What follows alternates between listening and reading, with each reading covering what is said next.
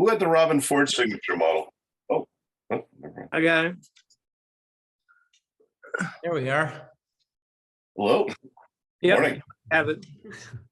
Good morning. Hey, Or everybody. good afternoon. Or Good good evening. morning. Evening. Yeah, it's 6 Bonjour, p.m. senor. here. Good afternoon. I'm Yeah. going to be on your time zone pretty soon, Robin. Is that right? Yeah, I'll be spending most of December and part of January at Strasbourg, Lyon, and then Paris. Well, Oh, fantastic. Very cool. Nice to meet you, Tamara. Nice to meet you. Thank you for that kind email, by the way. That was very, very special. All right. Indeed. Yeah, we thought we might be seeing you here today. That's great. Now, you'll be seeing a lot of me. Welcome. And All right. How are things shaping up household-wise for you there in Paris? Oh, well, we're still sort of in a fluctuation, you know. Okay. We just sold our house in Nashville, Mhm. and we are planning on moving from where we're living right now. We want to get a little further out. You know, we're in a pretty city kind of a vibe here, Yeah. and we both agree it's just a little bit too much going on, and we would like a little more peace and quiet than we have around here, and less traffic and all of that. So the plan, we're going to Italy to visit some friends for just a few days here shortly. Fun. And then we're going to start looking for a new place somewhere, you know, a little maybe on the edge of the city, let's say. Mhm. We're still talking about that. Yeah, Are that sounds you gonna like buy a house or rent? We're renting. Right now, Okay. we're still trying to figure it all out. You know, this all just Yeah. happened so recently, so it's been a little. It's a you know, journey. It's a journey, and we're hoping. There's some beautiful homes outside of Paris in the countryside that are just phenomenal. Yeah, well, we're gonna go see. We're gonna go some start of them looking. in the next few months. We're not going anywhere after Italy. We're gonna just be here except for Zurich. Yeah. Yeah. Cool. Um, I have a big band show. I'm playing with the Zurich Jazz Orchestra on like the 15th or something like that. Very exciting, playing with big band. I'll have to look at your venue and timeline. Maybe we can come and see you at one of your shows. Well, indeed, do keep in touch on that. yeah, for Yeah. sure. I think, Walter, did you just hold up a ticket? Yes, for that show. You're In the coming? mo- That's great. Oh, I'm from Zurich, you know. Let's see if we can find a way to say hello, man. Yeah, for sure. Yeah. Nice. That would be great. Yeah, we can try. You know, we would like to. Kelly will be there too. Just come look for me if you can look for me. Yeah, look for somewhere. Kelly. Just find me. I'm here. This is me. Yeah, we can meet. You'll see her. I'll You'll be recognize her. around. I'm usually taking video of Robin playing or photos and this and that. So come find me and we'll Yeah. say hello. We'll see if we can connect for a minute. Upstairs or at the bar. You know the downstairs. theater. Yes, a good friend of mine was the president of that club for a long time, and he was the co-founder, and I was there all the time. So you're hooked Yeah. up. It's a great club. Fantastic. Yeah, you will like it. All right. Well, I How think it's nice. your first time to Zurich, right? Yeah. So Kelly's first time to Zurich, and also my birthday is December 16th, the day after the show. oh, Awesome. So we're going to spend. I'll remember that. Yeah, we're going to spend my birthday, celebrate my birthday in Zurich. In Zurich. Yeah, we're staying one extra day just to, you know, so that we're not taking a train back to Paris on my birthday, you know. We want to be somewhere, sleep in and go have a great dinner somewhere. Can't do that in Paris. Just kidding.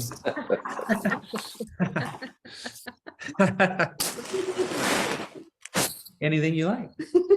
We haven't talked about that yet. My Wow, birthday's on the 5th. that's right. We're both Sagittarius, which is kind of fun. We have too much fun together. Yes. We're both Sagittarius. We're both born the year of the rabbit. We both have Leo moon. Crazy, man. Yeah. And so we just like to have fun. That's what we do. We're having Was fun. that Commander Cody song? Never had too much fun. What's that? The Commander Cody song, never had too much fun. Never had too much fun. Of all the things I've ever done, I've never had too much fun. That is I'm so glad you said that. That makes me feel a lot better. We gotta put that on the fridge or something. Yeah. That means we can have more? Oh, yeah. I don't know if we'll survive it. Anyway, we're having fun doing the dojo with you guys, and it's always really great to see Yeah. faces. You know, I'm emailing with people most of the time, and you know, there's so many, and it's nice to put a face to the names, and Mhm. you know, and of course for Robben to spend you guys to spend some time with Robben, and so it's just fantastic. It's wonderful to see everybody. Yeah, we have a page here. We have a full screen here. We have Yeah, and more. yeah. So it's cool. Are we on page 2? Well, we're on page 1 right now. Okay. Yeah, they kind of move over. We're, I see. you know, us. I we're, see, yeah. We're technical experts, whizzes around here. Yeah. Hi, Roberta. Good to see you again. Hi, good to see you too. Good to be here. I had my COVID booster, so I'm a little fuzzy, but I didn't want to miss it. Okay. And I just posted a note. What's really funny is, Robben, you said you were born in December, and then Kelly, you said you were born in December. My son is a Sagittarian. Mhm. And And, he's also, is so he a they're rabbit? Very interesting, very interesting. And he's a rabbit. Yeah, he's a He is? generation, but yeah, very interesting personality.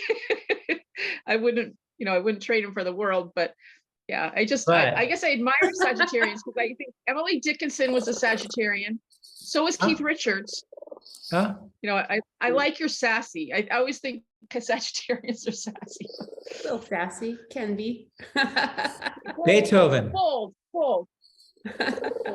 Beethoven and I were born on the same day. Ah, there you go. Explains everything. There you go. Yep. There's a Yeah, few good job. others. There's a few other interesting people in there. We have Louise.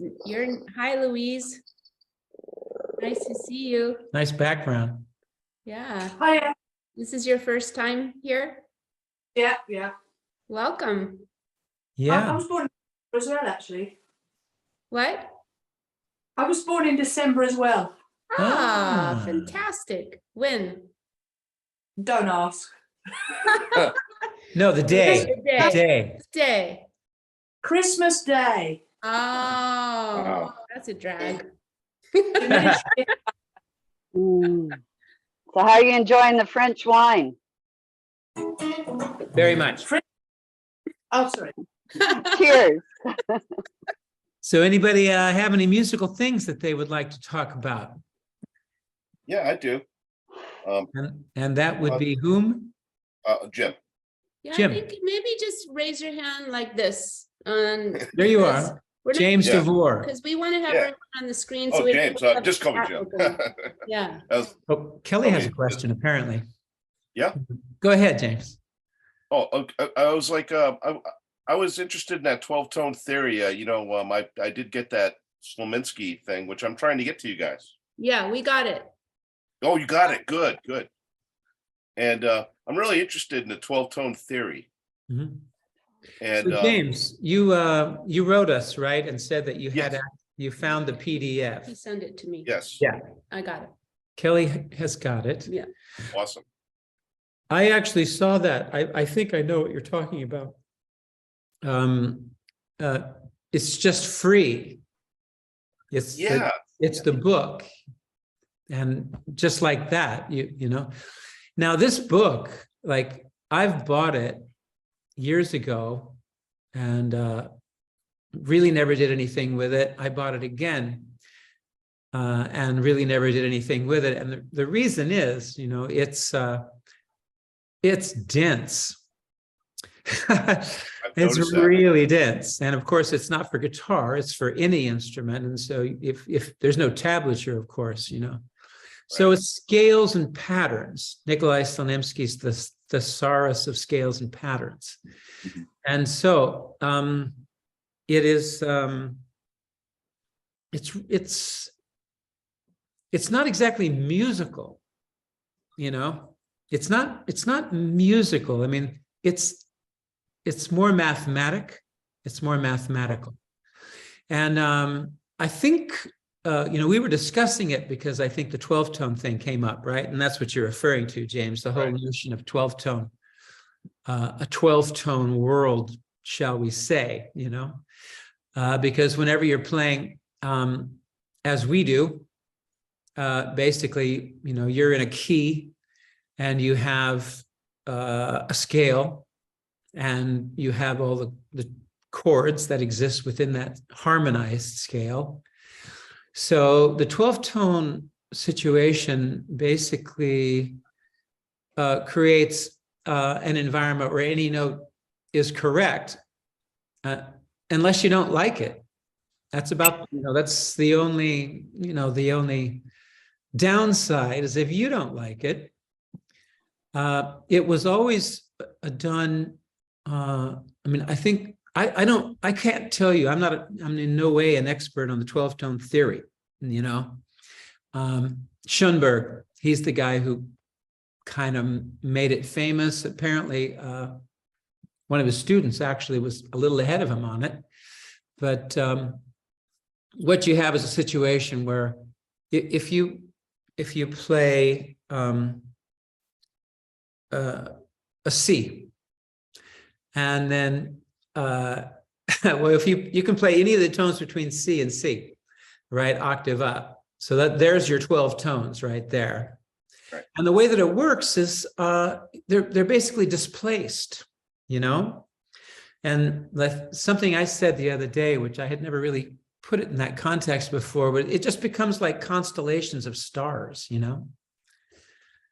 It's no longer tied to a key. You've left any kind of a key. And why not, you know? And just if you just think of notes as stars in the sky. I like that. Thank you. Yeah. And you can actually do that on the guitar. You know, you can actually do that on the guitar. And even if you have only one note, and this to me is where, you know, like Miles Davis, of course, he explored the whole thing. But he came back to basically kind of like a rhythm and blues band, right? Really. Miles eventually became a rhythm and blues band, you know. And there's a tonal center, you know, E or F, E flat. And then that's one of 12 tones, and you can play all the rest of them, you know, if you know how to make them work. Well, I say know how to make them work. Like, what does that mean? Know how to make them work, right? Right. Know how to resolve everything, basically, right? I think that's a good way of putting it, you know, but, you know, there's everything that happens in between your resolution, you know, so how for it to be a musical event, you know? Yeah. And so fourths, we talked about fourths last week, the fourth interval. So if you play a fourth, 1, 2, 3, 4, right? And then 1, 2, 3, 4, 1, 2, 3, 4, 1, 2, 3, 4, right? Like a major scale up to the fourth, then major scale up to that fourth. Eventually you play all 12 tones. So fourths, using fourths as your voicings, and that's that classic sound like McCoy Tyner, you know, really strongly, you know, used the fourth voicing. So as soon as you play, you know,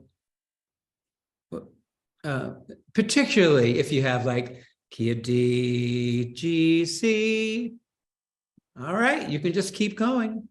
Da, da, dee, doo, doo, you know, And eventually you'll play all 12 tones.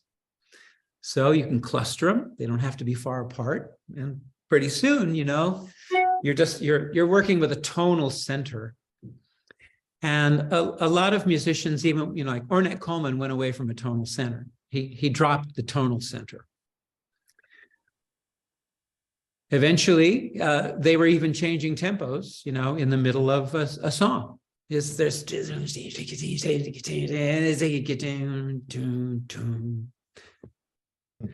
to say no, you know? Right.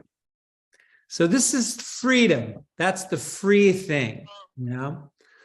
And when you hear about free music, like it eventually, you know, became squeaking and squawking and, you know, screaming, and, you know, it became a therapy session, you know?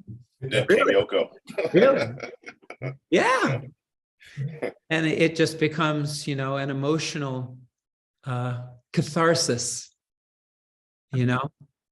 And why not? And one person finds that music and another person doesn't, you know? And a person can find it absolutely offensive, you know? But so fundamentally for me, I love a lot of that music. I mean, there's plenty of Coltrane that I find unlistenable. Can't listen to it. It's just painful, you know? Thank you for saying that. Absolutely. You know?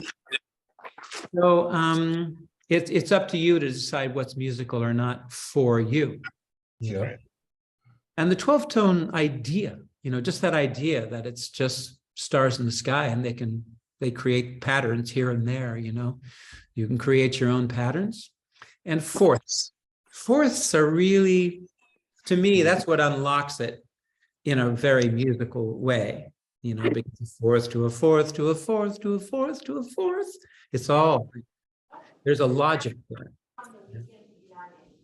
I just Google, Sorry? I just Google searched and it says this means there's no root, third, or fifth, and there are no such things as major tonalities or minor tonalities. Yeah. Very interesting. Mm-hmm. So a lot of Miles's music, I'm sorry, I'm hearing background talking. Turn off your mic. Mute your microphones. And, you know, Miles's music, I'm sorry, there's a lot of noise. Someone's not muted. Yeah, Bill, somebody's not muted. Travis. Okay, so, you know, the raised 9 chord, Hendrix chord, I always refer to it as the Jimi Hendrix chord, Purple Haze, you know, that first chord. The raised 9 chord has both a major third and a minor third in it. And that's why it sounds like that. So it's both major and minor. We all know the flatted fifth, cool, fourth, third. We have all three, you know, fourth, major third, minor third. That's chromatic. The only notes that kind of become problematic are the flatted ninth and the flatted fifth, which flatted fifth, we use that in the blues. So the raised 9 chord gives you a lot of room to move. And the flatted ninth is, the raised 9th chord is a diminished chord. It's diminished, and therefore it can be moved in minor thirds. And therefore the flat 9, no problem. That raised 9 chord, it's got a lot going on for it there. Okay, this is pretty heady stuff, you know, it's kind of intellectual, but really, if you just kind of, I really would like to recommend everyone to have a keyboard, a piano, you know, or just a little digital keyboard, anything like that. And you can go C, F, B flat, E flat, A flat, and you can see it, you know, it's just, it's such a visual thing. And you can go, okay, what if we put the, you know, instead of putting the E flat up here, do, da, da, D, put it down here, do, da, it's a minor third, da, D, and you can just really start fooling around. I'm getting an iPhone message there. Okay, can we bring this back down to earth? Yeah, I guess you would say like inversions don't come naturally to guitar players. You know, when Well, you talk about The keyboards. piano is a lot more, well, that's kind of true too, but the piano is a lot more visual. Hi, Robin. Hey, Hi, man, Robin. I How see, you doing? I see iPhone, but I don't see your name. Freddie. All Freddie. right. There's Freddie. Hi, Freddie. You I made it. finally made it. Congratulations. Thank you, thank you, thank you. I'm from California has been having some time zone issues. Oh, but time you zone made it, so confusion. congratulations. Yeah, no, what was confusing me was the GMTs when you had that in the brackets. You Yeah, know, I was trying to figure out the time zone from there, yeah. not from Anyway, California too. all good. You made it. Yeah, it's all good. Yeah. General mean time, right? Yeah. GMT. But we're Yeah. Central European time, CET. Uh-huh. Confusing. So I'm new For the to record. you. I'm brand new to you. I'm a new student and I'm just learning how to play guitar.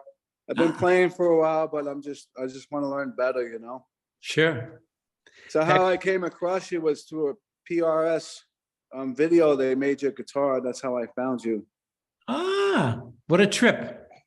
Because when I was growing up, I never listened to jazz. I always listened to rock and roll and, you know, like the 60s and 70s and Motown and doo-wops and stuff like that, 50s. But I never heard of your name until I seen that PRS commercial, you know? Wow. And then I researched 60 you out, years and later. and then I researched you out and you're an amazing guitarist. Oh, You're- thank you're you. phenomenal. Thank you. Yeah, I appreciate it. yeah. Have you checked out the beginner's course? Yeah, that's what I started in the beginner's course. Mhm. Yeah. It's all So I'm there. doing I know, it's all there. Yeah, it's pretty cool. Right on. Yeah, the bones, like the bones. Uh-huh, definitely. You gotta pick the bones up off the ground there. Definitely. Well, I played for a long time, but I never learned, like all the stuff Oh. that you talk about, the fourth and the fifth. I Oh, have yeah. to learn all that. So what would you recommend me to do? Get a book? Hmm. Because I Well, don't know anything about the jazz course that you talk about. Yeah. It's all new to me. When I Yeah. was playing guitar back in the day, I was like in a local band, playing in pubs and stuff like that, but I always played by ear only. I Uh-huh. never read any music, never took any music theory, just Mm-hmm. would turn on a song, tune my guitar to the pitch of that song, and then learn the chords, you know? Yes, I did the same thing. I had no teachers. I'm self-taught. I learned how to read music because I started on the saxophone. Oh, nice. So that at least taught me reading notes and rhythms, but no Uh-huh. theory and no guitar teachers. But can you play a major scale? I can, 1, 2, 3, 4, 5, 6, 7. yeah. So fourths, thirds, you know them. If you can play a major scale, you know them.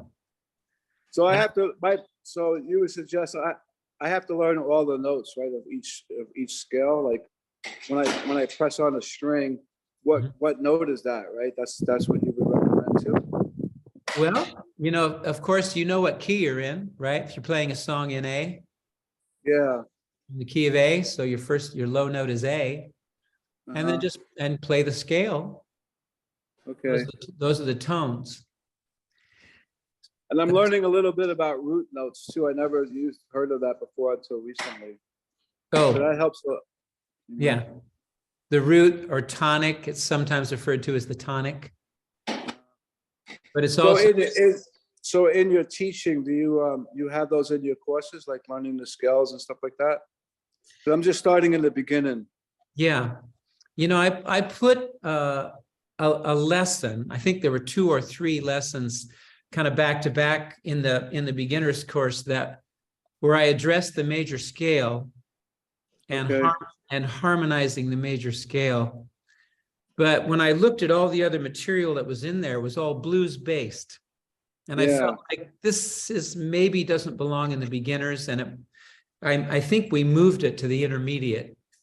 Okay. I'm not sure about that, but it's basically the major scale Uh-huh. and the harmonized major scale, Okay. which is just putting more than one note together, you know, tonic third, and then moving it Yeah. up. Okay. So I'm going to look into that, Freddie, and see where it is in there. Okay. And you have Fred contact with him? And I've been keeping in touch with Kelly. right on. Well, I'll let you know where to find Yeah. that, and then we can talk about it. We can also do an exchange. Feel free to write an email, or we also have the what's it called, the lounge, where you can ask me questions directly, and I Okay, can. I think I sent you a question one time. I think I emailed you a question. I don't know if it got through or not. It did, and I answered it. I think you it was did? late, but you'll see it Okay. there if you go. I remember. Okay. I All remember. right. Awesome. Yeah, I'm looking forward to learning from you. You're the best. You're the Thank you, man. best of the best. you know? Thank you. That was sweet. Yeah. Roberta just said something. Argument here. Well, Roberta may know. What did you just chat, Roberta? We have have the chat open. we want to Yeah, talk to Louise here. But she just wrote. Louise, we'll come right to you. We're going to talk to Roberta for a second. Yeah, Okay, Robin. I've been working on triads. If the gentleman in California, they have intermediate lesson 20 is triads. And I don't know. It's not, I have the fourths. I just don't remember where they are. I think the fourths are there, but I don't know. I love it's so simple and I know it, but when I play it up the scale, it's so beautiful. And just, yeah. So if he wanted to try out lesson 20 on intermediate, that's thirds. I mean, you just go up one more and it would be a fourth. Yeah, All right, thank don't you so talk much. about fourths. No more fourths today. Okay. It's just too out there right now. I want to talk to Louise here for a minute. Louise Maggs? Are you there? You have to unmute. You don't know how to do it? We talked to you a minute ago. She's going to do it. Yes, there was some funny weird thing coming over the mute button. Okay. Hi. It's Hi. absolutely amazing. I'll just quickly say, and I guess everybody else is feeling the same, to be able to talk to somebody as well known and as inspirational as you in my dining room. Well, thank you very much. It's just fab. All I've got and thank you for doing this. Right hand technique. Do you ever use kind of hybrid picking? Picking and whole hybrid country picking, chicken picking, that kind of thing. What's your feelings about that? Well, I don't really have much in the way of things like that in my own personal style. And it's really kind of a musical choice as opposed, when I say musical, I mean the kind of music, that I like to play is kind of more harmonic and kind of left hand oriented. But what I did, I'll just tell you this, like the way that I should say worked on my own right hand technique. I had a revelation at one point that the way that I played was all downstrokes and pull-offs, or hammer-ons. There was no back pick. Just all down. Wow. All downstrokes and pull-offs and hammer, So I was always a closet jazz musician, I'm not a jazz musician. I kind of am, like I'm a jazz musician in my head, and I'm a blues musician in my soul, So there's always been a little bit of I don't know if conflict is the right word, but a little bit of a push-pull that turned into something, it finally turned into something. A style, turned into a style. So what I did, and this is how I worked always, was I'll just work on this for a while. I'll practice something for a while and then, move on to something else, right? So I practice back and forth picking technique. playing major scales. Just do da do da do da do da, you know. I just did that like every day, you know. And I tried to bring back and forth picking technique into my playing. And that's about as far as my picking technique got, you know, from the point of view of trying to develop it. Yeah. And I've always found my interest more, you know, like where I want to go, you know, is toward, songwriting, you know, or phrasing, harmonic sophistication, and all those things, you know, they're not so much technique oriented per se. You know what I mean? I mean, of course, there's technique involved in phrasing. So I would concentrate here on my left hand, you know, kind of pulling things out, you know, from there. David Allman over here. Yes, sir. Don't forget to mute. So I thought I'd just follow up. So on what you were saying there. So, but you do at times, correct me if I'm wrong, just go to just using only your fingers. Yep. Yeah. So I used to do a lot of Travis kind of picking on acoustic guitar, and I'm having a little difficulty using only the fingers to electric guitar for a variety of reasons. So I'm wondering about how you evolved toward using your finger. Did you practice Travis style picking, or was there some other approach that got you familiar with and comfortable with just using your fingers? Well, two things. And first of all, maybe you don't need to use a pick, you know, because you can play anything without it too, right? So I just had to say that because you don't necessarily need it. But, and you can develop a style that way. But two things. When I was on tour years ago, I was out with Joni Mitchell, and I had a day off, and I was walking around like Buffalo, New York, or someplace like this, you know. And I came across a stringed instrument shop. It was a lot of violins and things and acoustic guitars. And so I went in, and there was a very grouchy guy in there, but he let me, you know, pick up a guitar and play it. And he walked up to me, he goes, "Don't play with a pick all the time." I was like, "Yes, sir." You know, and I was 21, 22. And it just kind of, it made an impression, you know. And then even more importantly for me was I really liked the playing of, he was born in Jamaica, but he became well known playing in New York and recording in New York, Eric Gale, not Gales. Yeah. Okay, separate those two. And the way that he sounded to me, like the way that I could get as close to the way I thought he sounded was to play with my thumb and fingers, because there was this just kind of soft, you know, touch kind of on the I think he used a pick, I'm not sure, but he used big gauge strings, you know, so he had kind of a jazz sound, but he played in a certain way. And so that made me start trying to play with my fingers more.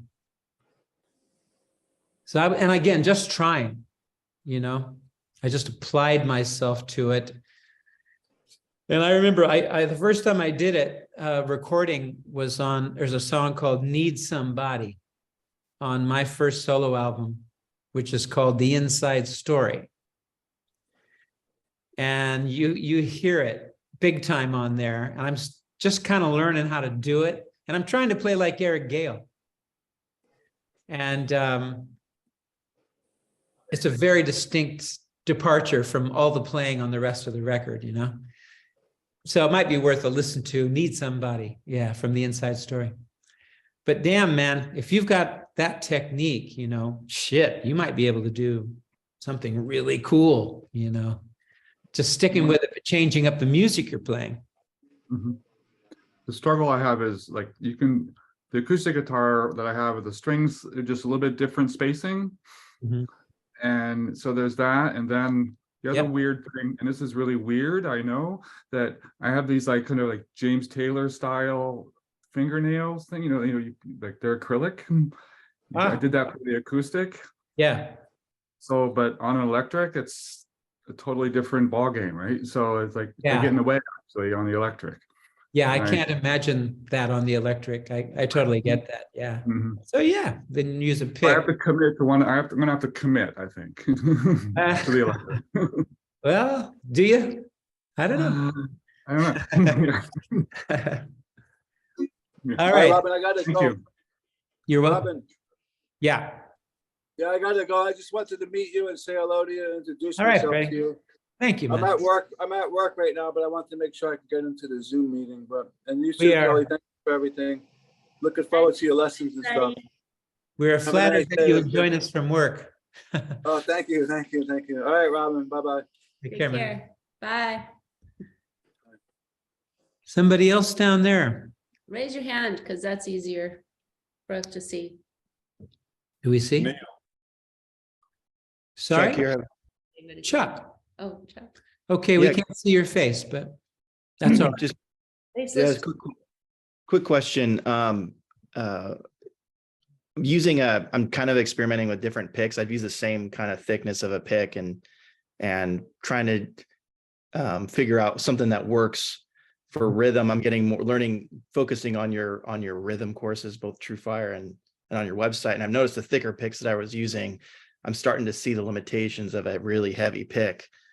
So I'm wondering what you use to kind of keep your agility going. You can move back and forth. So I use I want to say Fender heavy. I use just the standard. It's they're Diodario what I'm using, but Diodario. These guys. Where am I, honey? Can you put me back? The standard. Pick like that, and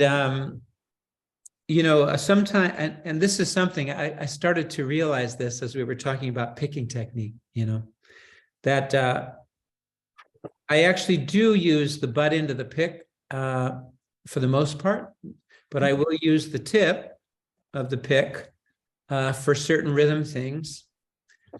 And also regarding picking technique, I like to get up against the bridge and just hear, that sound that comes out when you get real close to the bridge, and it just gives it a kind of woody, kind of interesting, cool sound. I like that sound. So, but that said, once again, I'm just using Fender heavies for lack of another company, Diodario heavies. And it to me, it's a balance, it's the right balance. I used to use Fender medium. And then I just felt, I thought that I might get a thicker sound, with a heavier pick. And so I went to the Fender heavy. Cool. Thank you so much. You're welcome. Neil. It's an interesting thing to pick, because boy, people use picks. I just can't even really? How do you even play with that thing? Yeah. The Really Fenders thick, small. Wow. I don't think you can play rhythm guitar with a thick, small pick. I don't think it's possible. You need a little bit of give, and a little more contact for rhythm guitar. I'm sorry, babe, which one? Neil. Neil. Neil has a question. Where's Neil? Where are you, Neil? You see me yet? Hi. There he is. You find him? Up here. Yeah. Oh, there you are. Yeah, Neil. Go, man. How are you? Pretty good. Interesting points being raised. First of all, about the downstrokes. I had a very, I grew up in Chicago, and I used to watch Elvin Bishop a lot. I'd go into the city as a teenager, and he was playing with downstrokes. He was always, the bass was on the 1 and the 3, and he was on the 2 and the 4. That's what I took away from that experience. And I played that way for a long time, Good on you. and then I started feeling inadequate because you have people do 3-finger rolls, use all the fingers, you know, classical technique or flamenco technique. Yeah. And you know, it was beyond my, I could get the left hand stuff because I played violin when I was a kid. But I couldn't get the right hand because I used a bow. So Yeah. I using a bow, you just have one voice or one means of attack. So I felt inadequate compared to, let's say, Chet Atkins style, Tommy Emmanuel style, that I could never ever get there, right? So then I started using just thumb and forefinger, and you get a lot out of thumb and forefinger because you can do an alternate bass line, or and then you can do a melody against that contrapuntal sort of work. But then I saw another video where somebody dismissed that as being cheating. You know, that was, you were not really learning the proper style. So if you weren't learning the proper style, it wasn't valid, right? I don't agree with that because, yeah, I mean, your voice is your voice, right? You're just trying to get your music, your singing voice on the guitar out. That's what I'm trying to do. And so I love to hear you talk about, you know, intervals. In classical music, it's not necessarily fourths that are the dominant, it's fifths, right?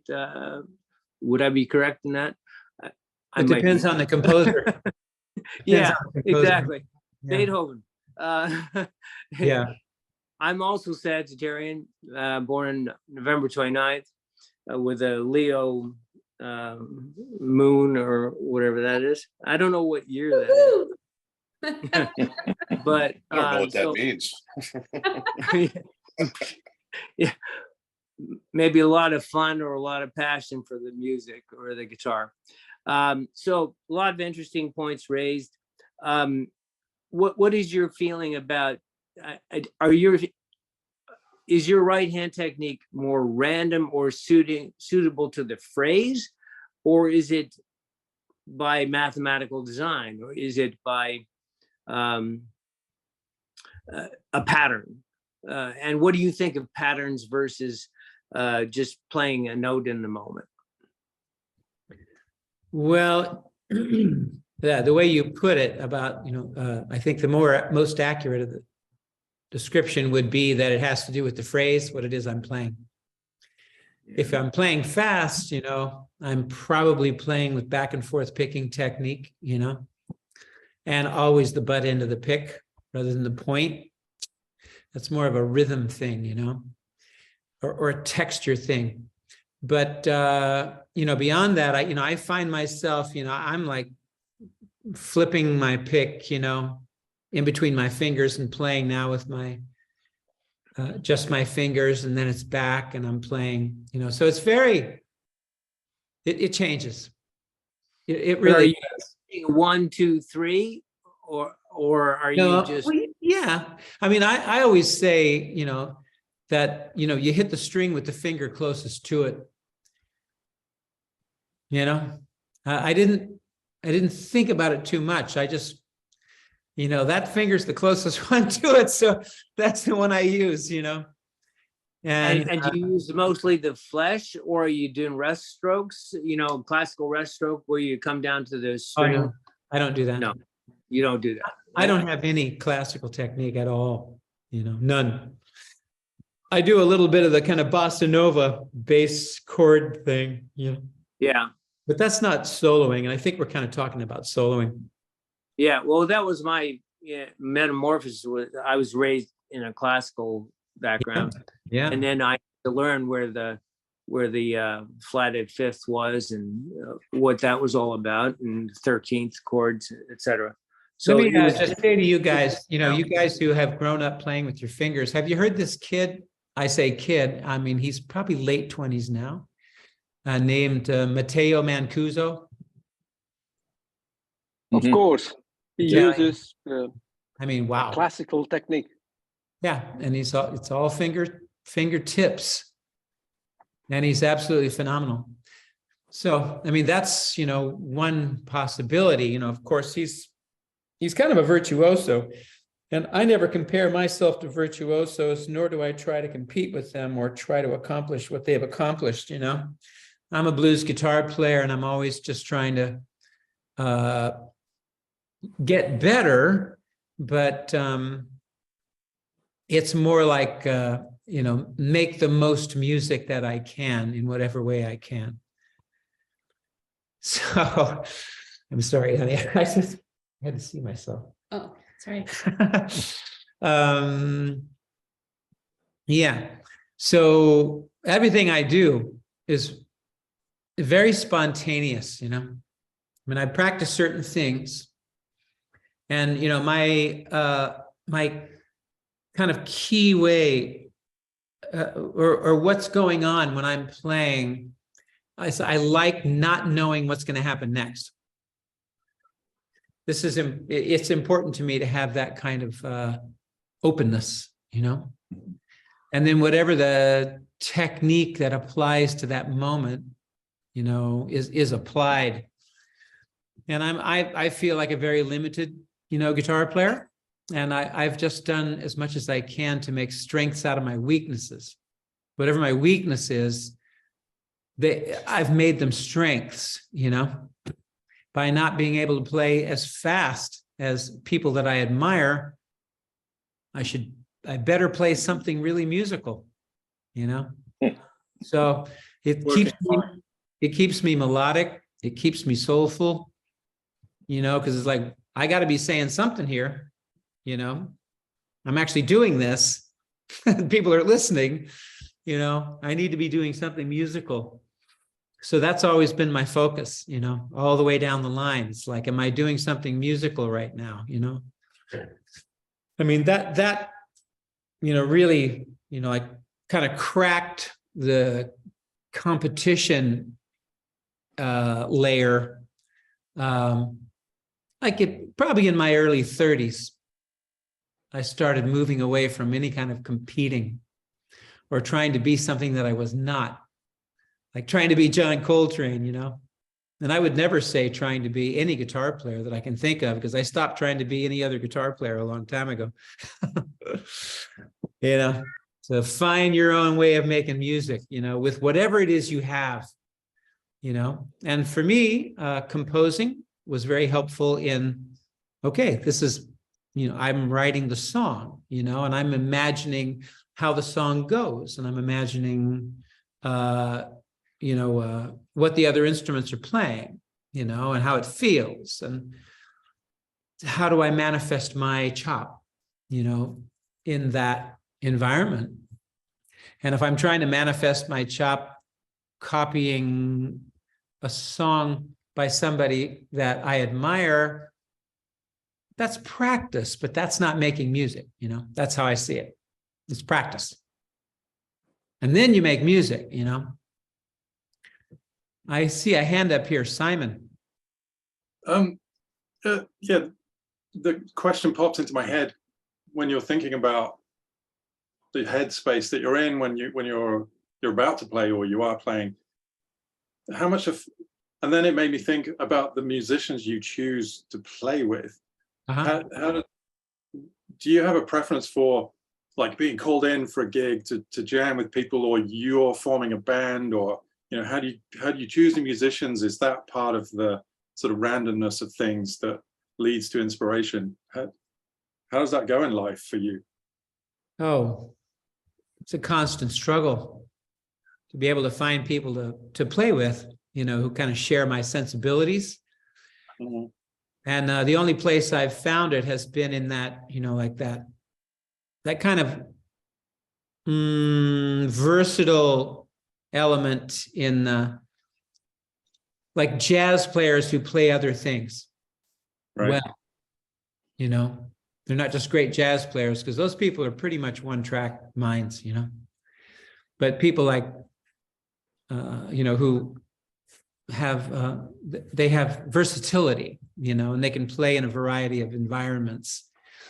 And in order to do that, you have to play in a variety of environments. And that's school. You have to go to that school, which is playing in a variety of environments. You know, you're playing rock, you're playing blues, you're playing jazz, you know, playing everything. So you need people who actually have done that, have been to that school, you know, and come out the other side of it with a style of their own and a confidence in their ability.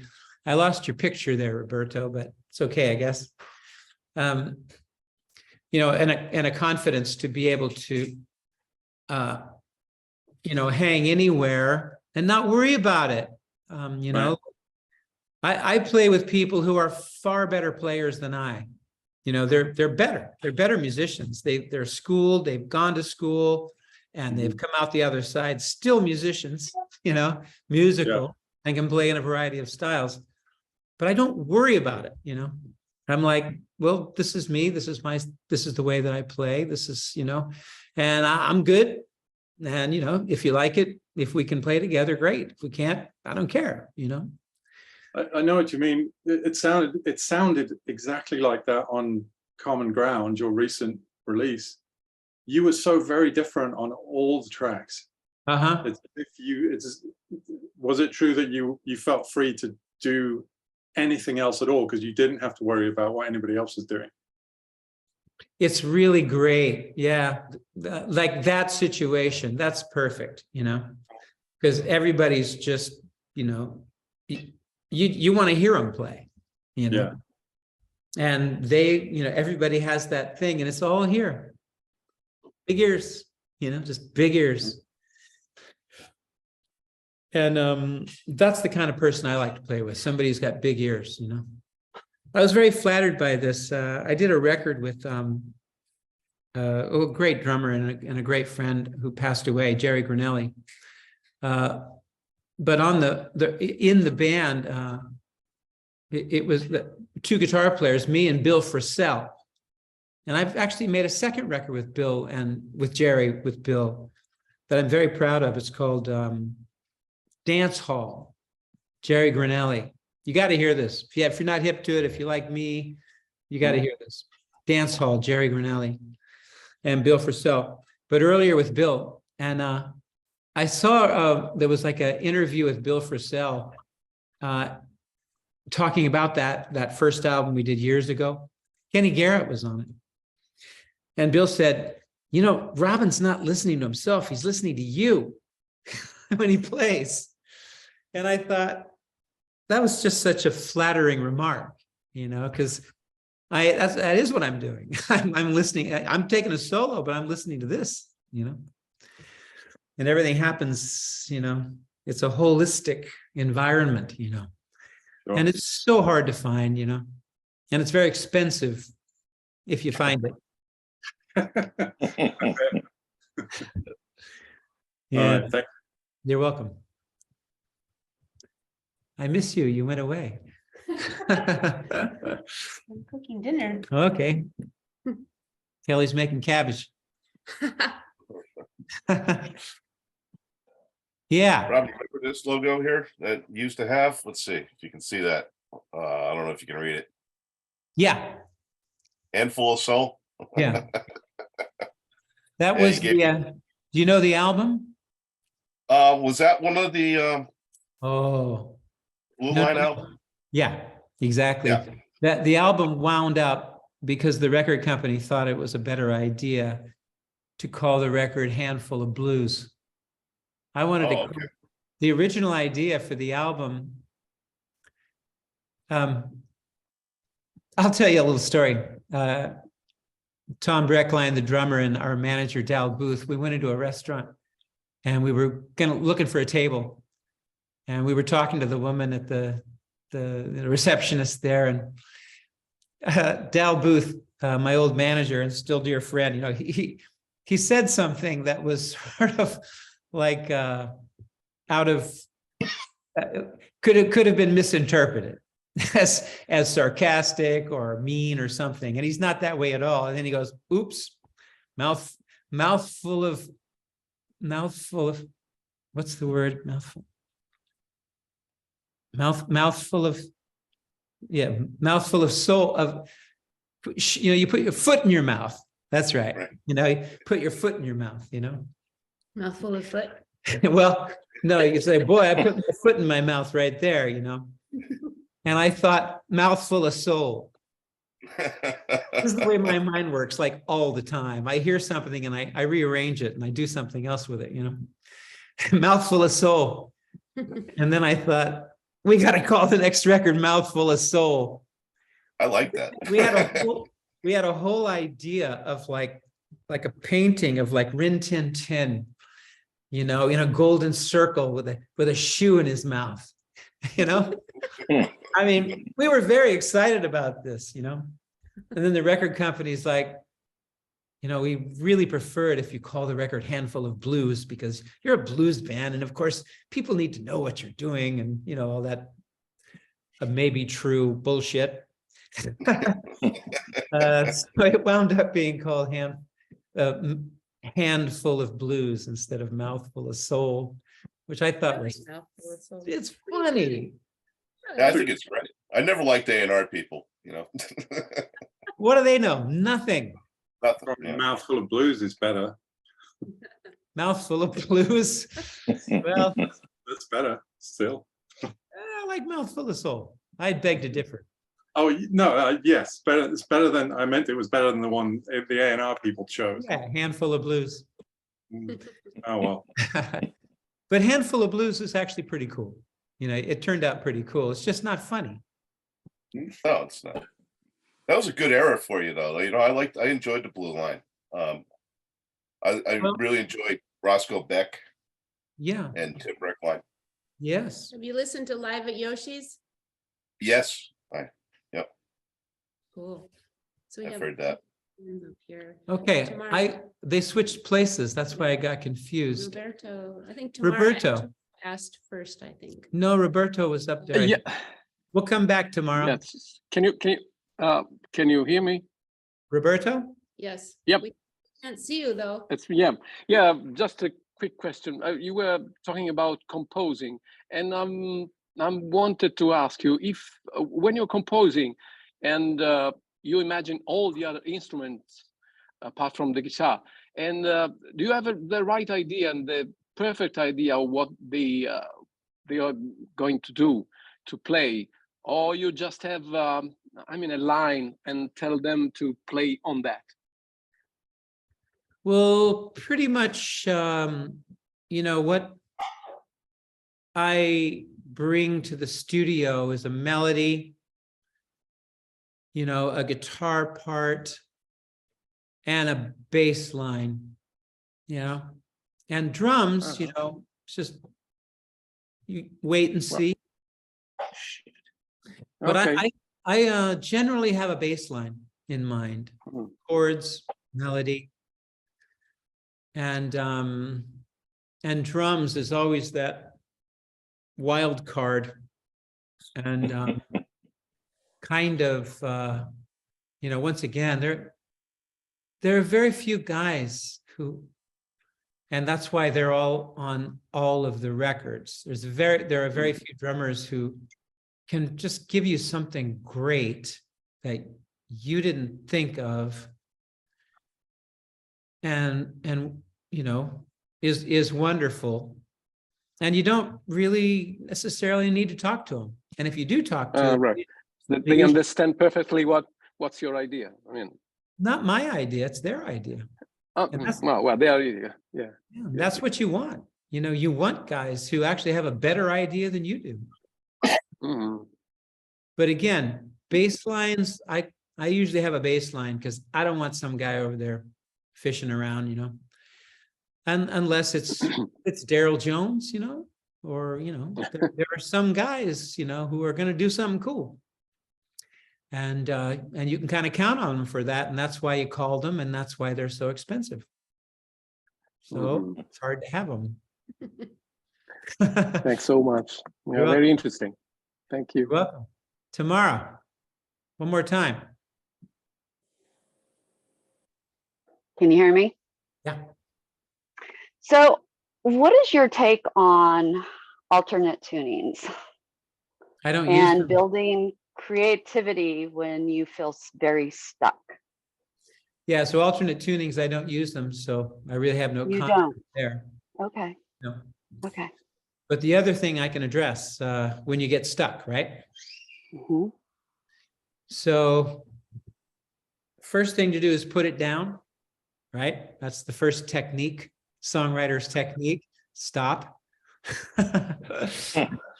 And beyond that, I have a technique that I came up with myself. I'm sure it's not original, but no one told me about it. But you know, if you're up against a wall, you're like moving forward. You know, it's like you get here and you got nothing. And I've had songs that 2 years were like that, you know. And I finally just went, just break it, you know, like you think the song goes like this. Okay, it went like that up to this point. Now just break it. Just go a whole nother direction. And that is a really good technique because now you have fresh situation, you know, you're not. So when you do that, are you like switching up your key base? Where it is that I mean, it could be anything. You know, you could work on something for a very long time and it's like you have this great little lick that's very catchy, but then you don't know, like many times, like you want to resolve the situation. So how do you create a formula when you're stuck with something that you like, but you can't figure out the next step? Does that make sense? Well, that's exactly what I just am saying. And I have an example for you, you know, for what it's worth. Okay. No, breaking it. So there's a song that I wrote. It's on the record's called Soul on 10. It's recorded live in San Francisco. And then there are 2 studio tracks at the end of the record. So it's live and then 2 studio tracks. And one of the songs is called Don't Worry About Me. And this song, the first part of it, and you'll hear it, you'll see it's very clear. You're like, okay, I have this nice little series of chords I like, nice little melody, nice little lyric. And that was all I had. And I kept only having that, And I thought, you know, wow. And it just laid literally for at least 2 years, that song. And it became frustrating for me. And I just went one day, damn it, I want to record this song. I like it. I need to finish this song, you know? And I'm playing it. And I just went, and I just started playing this totally, you know, opposite thing. And you'll hear it on the record. It's very clear, you know? And it totally freed up the whole song in a way, lyrically, everything. That this is great, you know? And there's another song I did where that's manifest. I can't think of what it was, though. I was trying to remember this the other day. There's another song where I used just precisely that technique. Just go the other direction. Because you're getting nowhere here. So that's what I would say. That would be my advice as a way to, you know, shake things up. Unblock. Yeah. Unblock it. Because sometimes they just become so cliche. And it's like, yeah, I don't really want to resolve it. It just sounds too familiar. And you do want to create something that is unique and that makes a statement.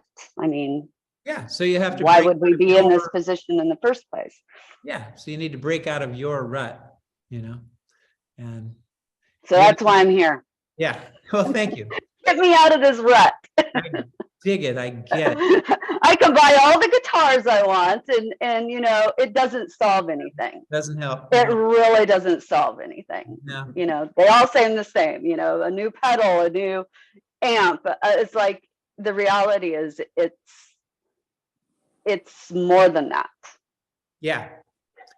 You know, also, are you familiar with the book? We've talked about it a lot here, but a songwriting book by Jim Webb called Tunesmith. I am not. So get Tunesmith by Jim Webb. Another great book. What? Toon Smith, you said? Smith. Jim Webb, yeah. That's for the songwriters amongst us. Looks like Bill. Where? Yeah, because Right here. Oh, Bill. as in my email, we have a song that I need to work on for an event. And it's like, I'm just so blocked and I am on a time frame. This will help you. Thank you. Hey, Bill, go ahead, man. Yeah, another great resource for songwriters is a book called Songwriters on Songwriting. I believe the author's name is Paul Zollo.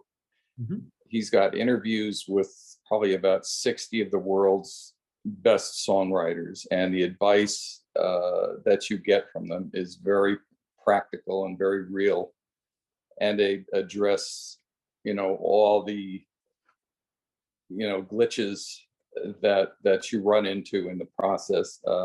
It's a very thick book. It's probably about 700 pages or so, but I've read it twice. It's dog-eared and highlighted and everything, and it's just one of the best books I've ever read. I'll get it. And somebody mentioned, I think last week, somebody mentioned Bob Dylan wrote a book. Bob Dylan wrote a book. Yeah, that was Chronicles. Paul. No. Paul, was that you, Paul? Yeah. What's the name of the book again? Can't hear you yet. You have to unmute, Paul. It's a popular song. It's the philosophy of modern song, I think it's called. Yeah. Philosophy of modern song. Great. The philosophy of modern song. Very cool. That sounds like someone's cat is purring. Thank you, guys. You're very welcome. And thank you. It's time for our cabbage. Yeah, we're gonna have some dinner. Do we have any housekeeping?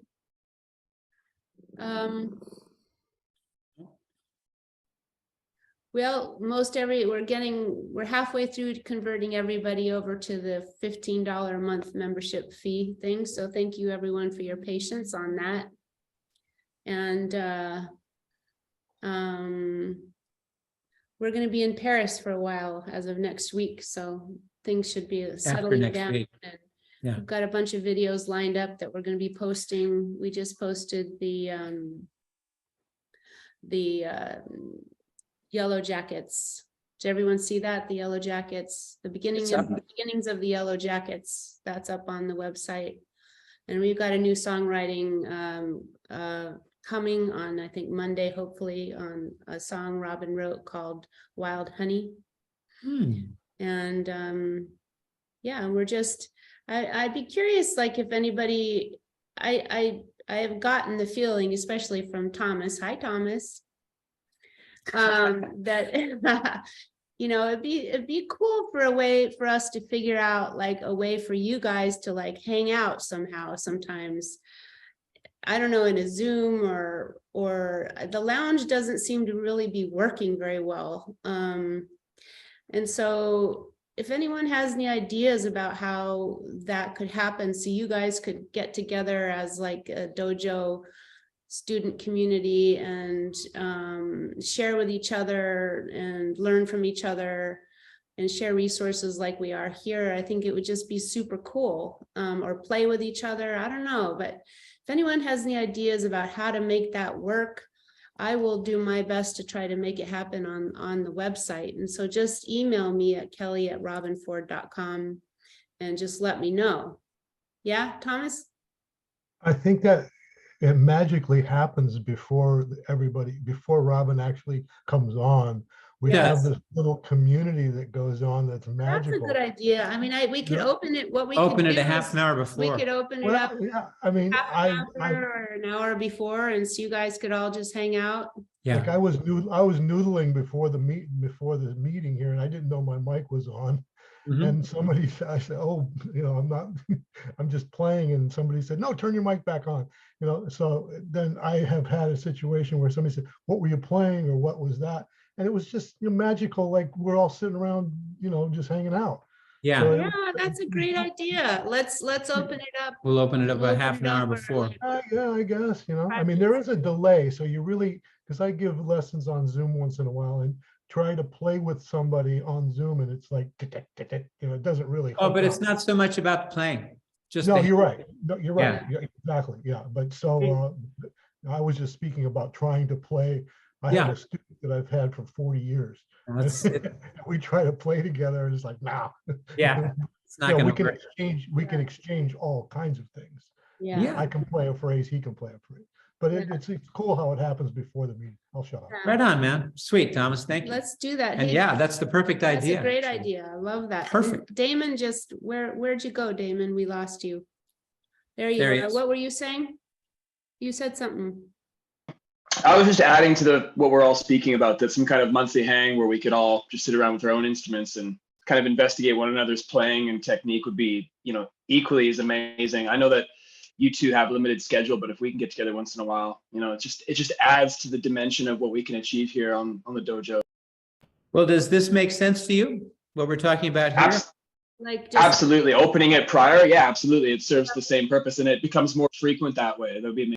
Could open it up for an hour, beforehand, and we won't just, if we're available, because we have to start it.